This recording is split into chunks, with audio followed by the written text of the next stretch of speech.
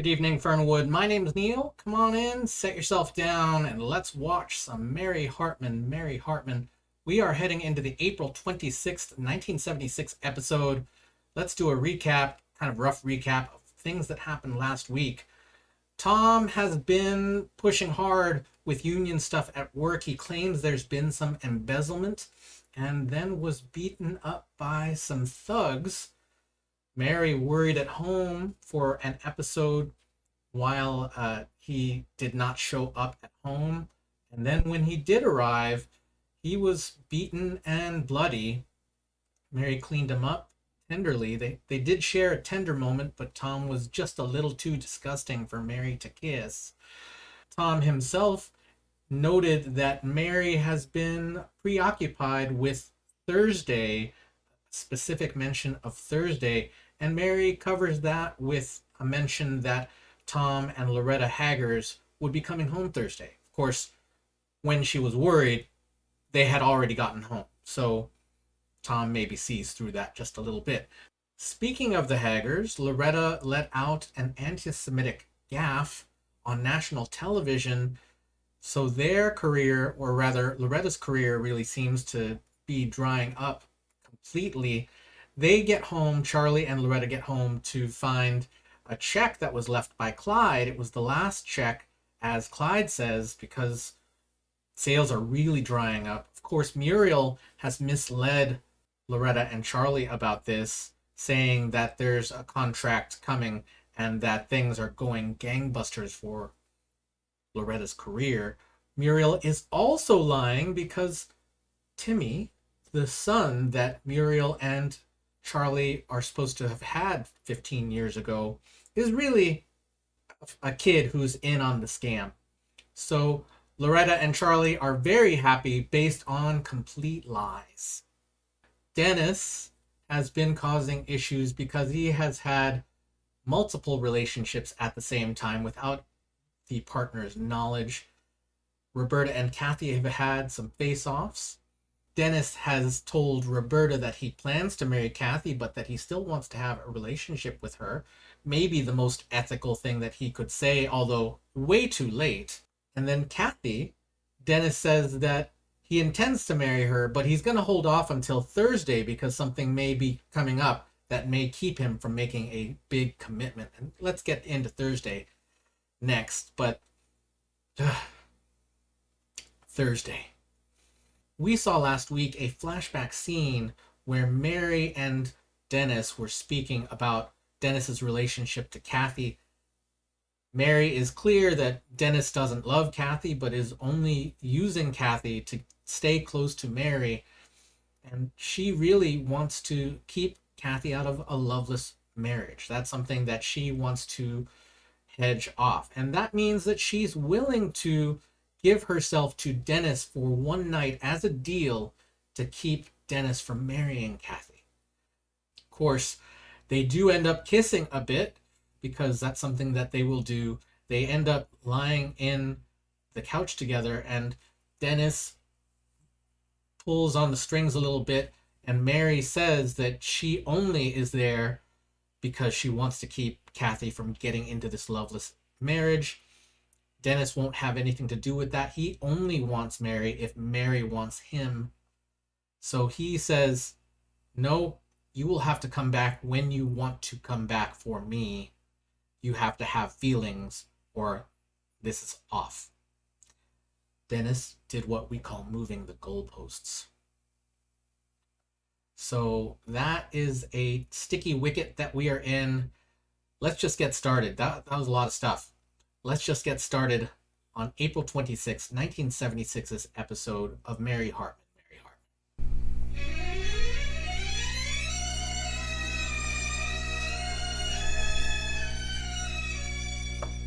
Mary Hartman! Mary Hartman!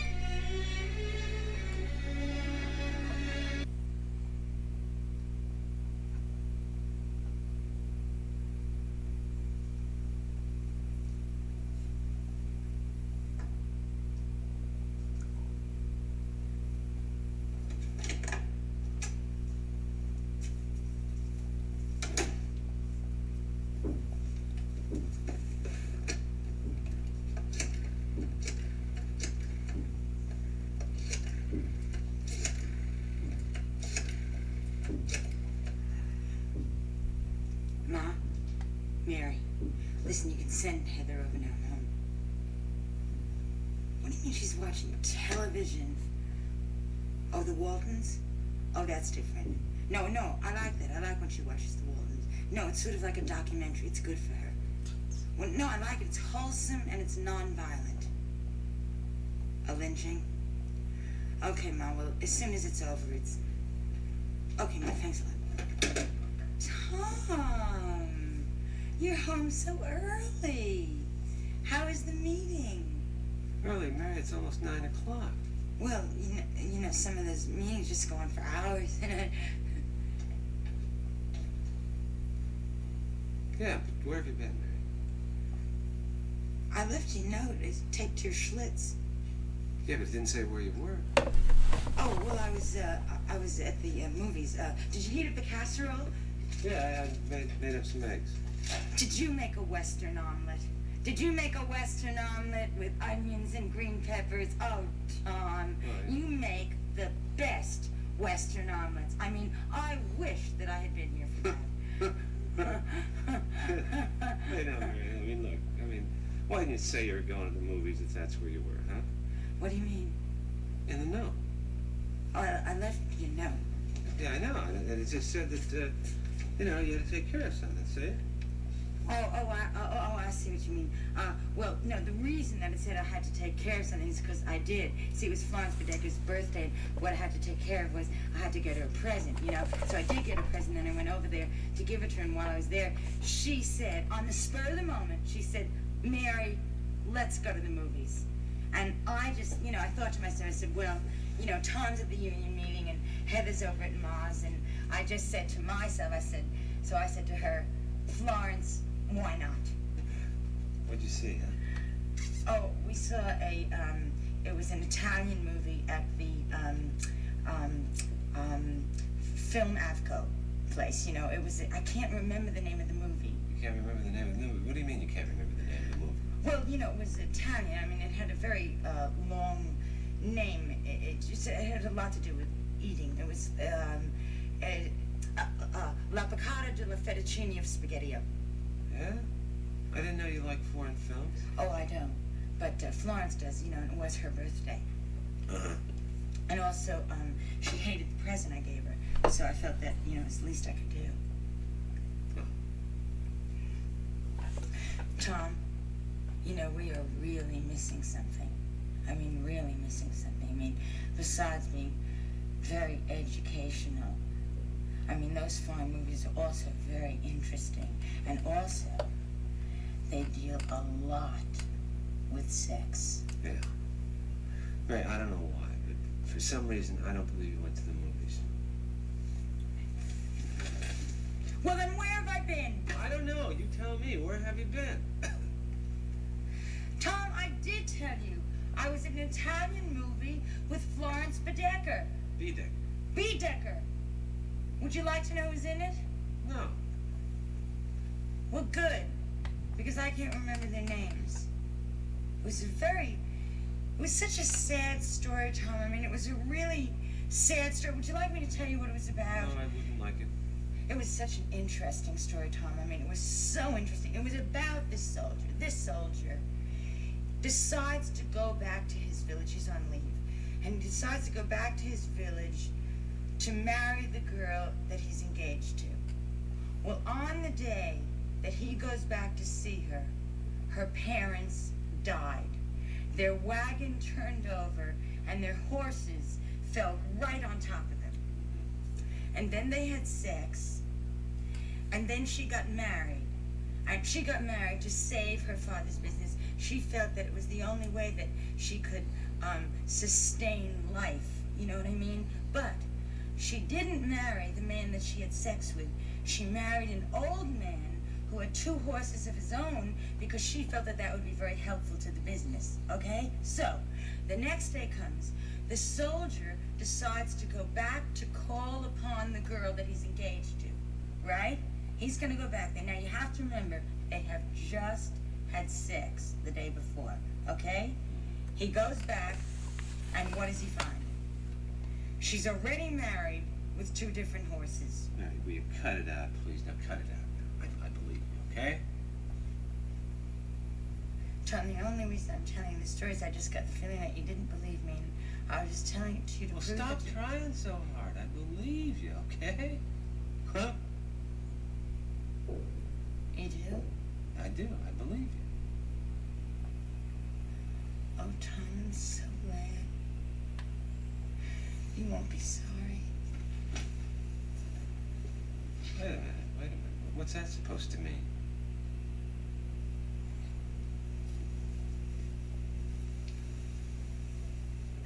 It just means that I love you very, very much.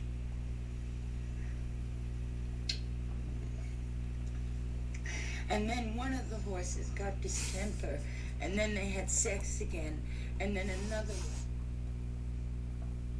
Tell you something.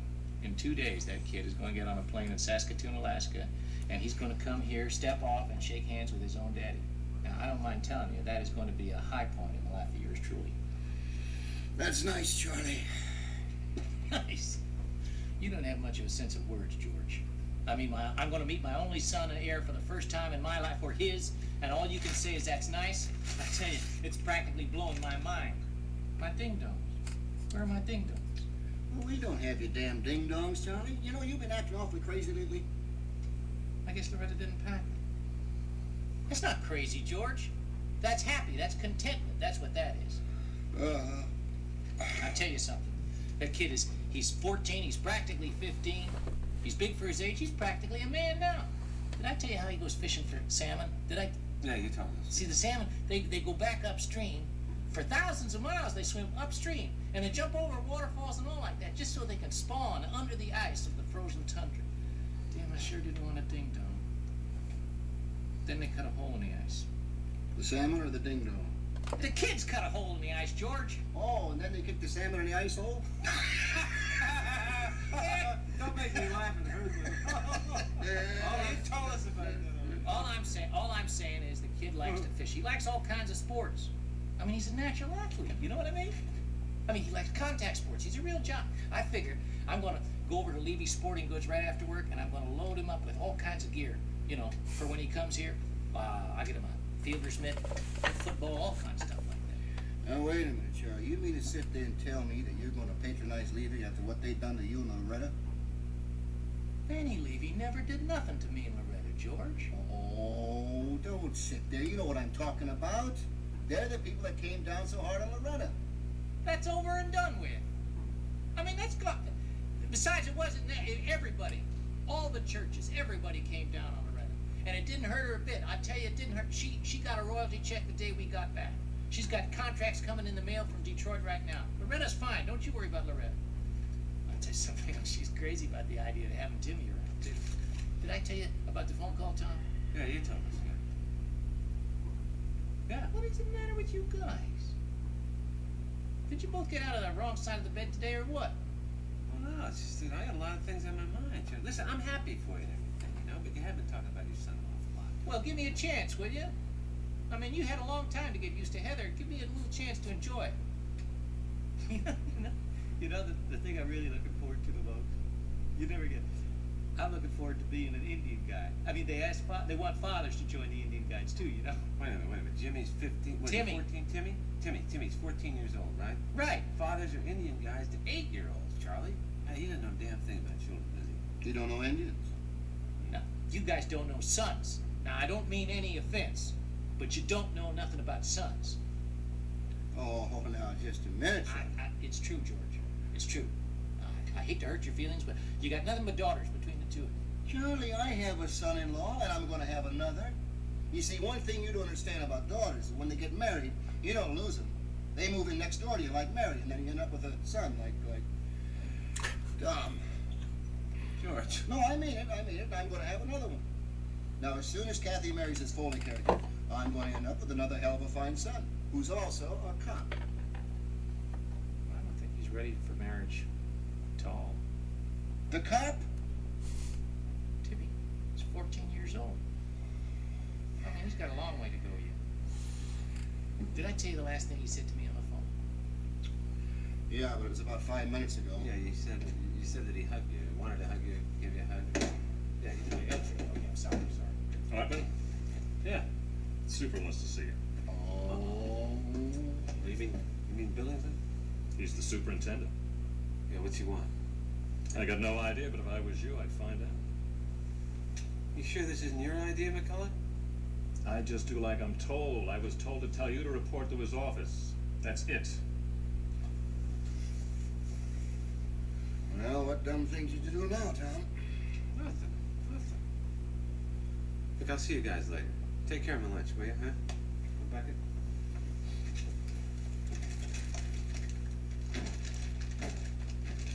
You think he's in hot water? I think he's in scalding oil right up to his gourd.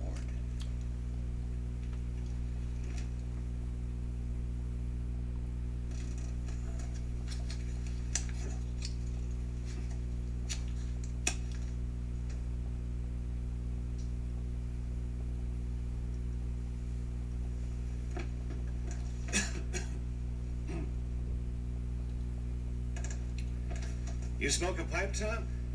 No, I don't, Mr. Billingsley, no. Well, you ought to try it, son. It's very relaxing. Easy on the nerves. Yeah, well, I never tried pipes, sir. I got a whole bunch of them in the rack there. More at home. You see, this one here is a meerschaum. I've been working it to get a good color. Yeah, well, it's a nice looking pipe, Mr. Billingsley, yeah. Right. Hey, I'll tell you something, son. You see this corn cob here? Now, this costs a fraction of what this one costs. But it draws as easy and as smooth as anything. Oh, yeah? Yep. Yeah, well, it's the tobacco. I use a Turkish blend. Latakia. I love the aroma. Yeah.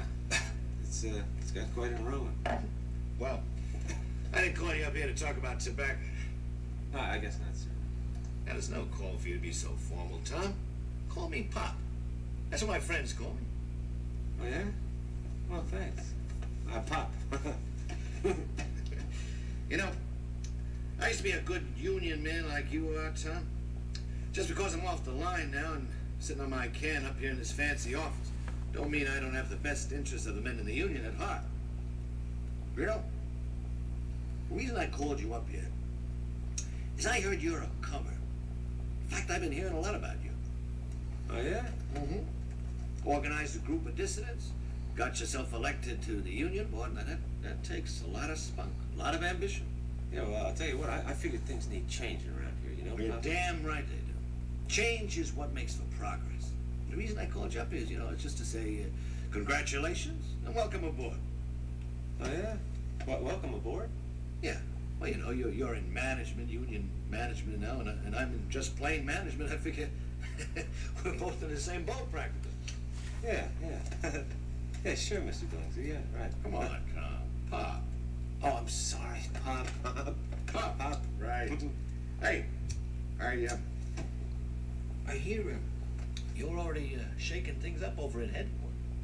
Yeah, well, I'll tell you, I'm trying to, sir, you know. Look, I can trust you, right? Trust me, I mean, I Jerry. can speak in confidence. Absolutely, son. Well, look, I mean, I got real proof, I think, that the financial secretary of the union is embezzling union funds. No kidding. Yeah. In fact, I think I got the letters to prove it. Oh, that is terrible. That is really terrible. Yeah.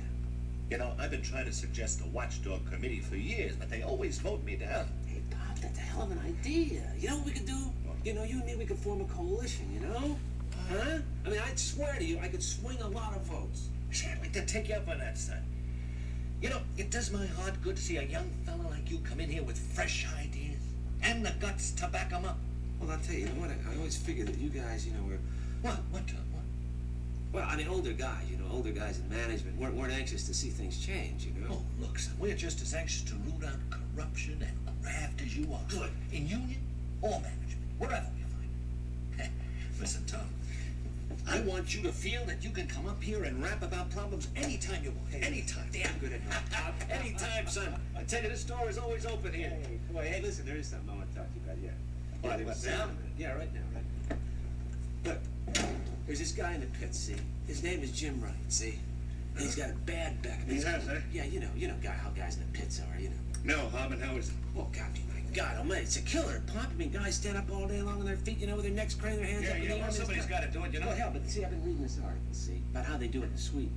See, they come down a line, them cars, and they turn them up, tilt them 90 degrees, see, and the worker can face them just like that. You want to turn a whole bloody car upside down just to baby some gold brick? Oh, Brick, wait a minute, I'm talking about guys with bad You're backs and talking sprained necks. nonsense. What do you mean I'm talking You're nonsense? talking, now look. Now look, Hartman, this is a factory, not a goddamn daycare center. Now, Jim Wright and those guys down in the pit ought to be thankful they got jobs instead of bellyaching about conditions all the time. Wait a minute. Now, never mind what I said. Now, just listen. Oh, I know your type. You're one of those smart aleck commie hotheads. Like a news for you, Hartman. You're treading on thin ice. Very thin ice. Now, if you want to keep your job, union or no union, you better watch yourself and keep your nose clean. Here. Here.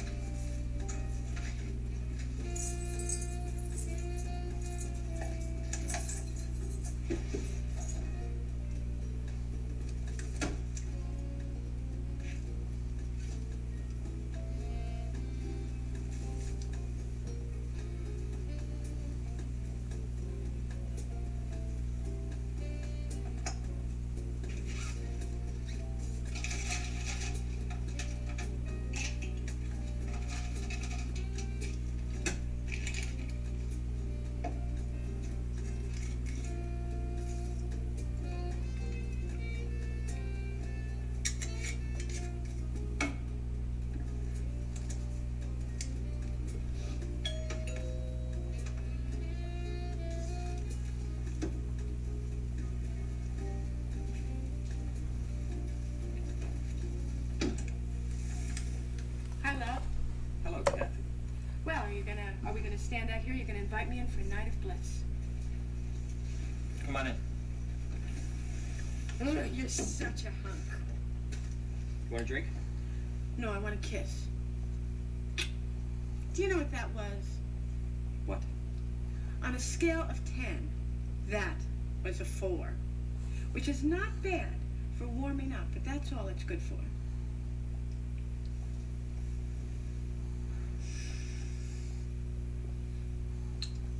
That's better. Want to try for a 10? Want a drink? No.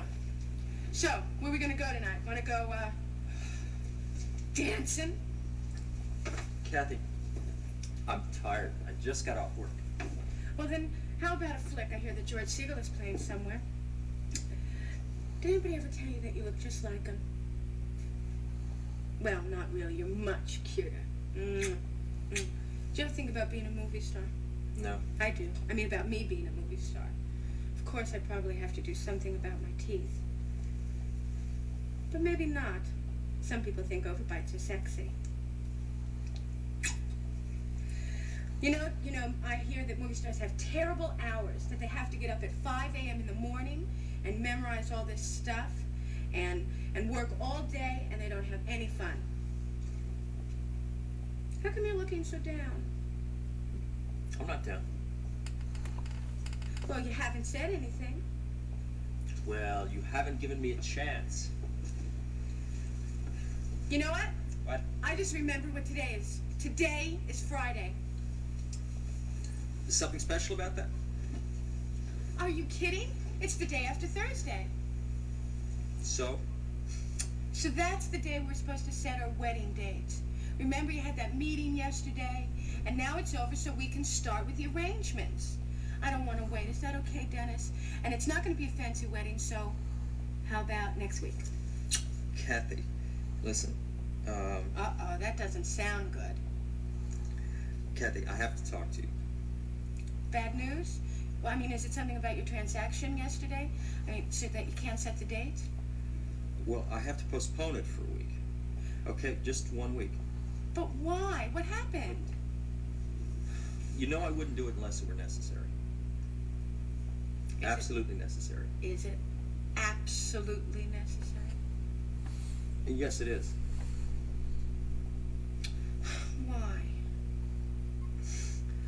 can't tell you. You mean you can't tell your wife? I mean, I'm almost your wife. It's very personal and it's very private. Secrets already, huh? Kathy, just 7 days. Give or take a few hours. But you keep postponing it, and I'm so disappointed. Please be patient. Oh, I hate to wait. What do you mean, give or take a couple of hours? Well, it depends on somebody else. Well, we can still see each other, can't we? Sure we can. Boy, I wish I knew what it was all about. There's some things a man has to keep to himself. Well, being a police officer, I suppose so. Being a man.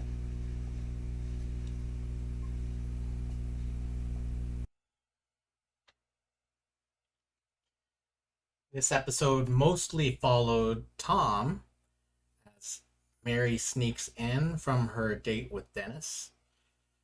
And I guess that makes this Friday morning. We see Mary make up an elaborate lie to explain where she was last night. Maybe it's still Thursday night. I'm a little bit confused. Mary is okay with Heather watching The Waltons, which was a very popular show in the 1970s. It was very wholesome. Yeah, I mean, Tom says that he believes Mary, but maybe it's just to get her to stop making up such a lie. At least that's my thought. Is like, just stop making up this fake Italian movie that you didn't see. But I think underneath it, as I say again and again, I think that Mary really does love Tom. I mean, that's not a question to me. I think that she is not being open about what she's doing with Dennis.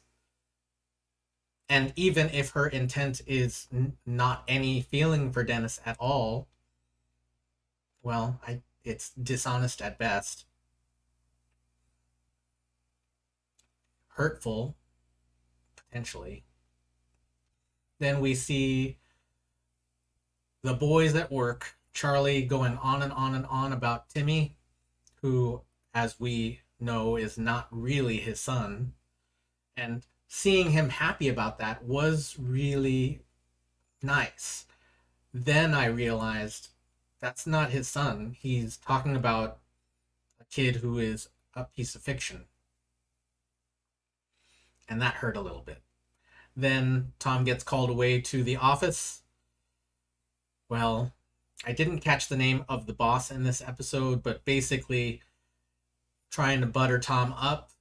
Tom, I think, maybe showed his cards a little quickly. And the instant reaction when Tom suggests changing things to make the conditions better is immediate shutdown. So I think that that's probably not going to go well. Then we get a scene with Dennis and Kathy.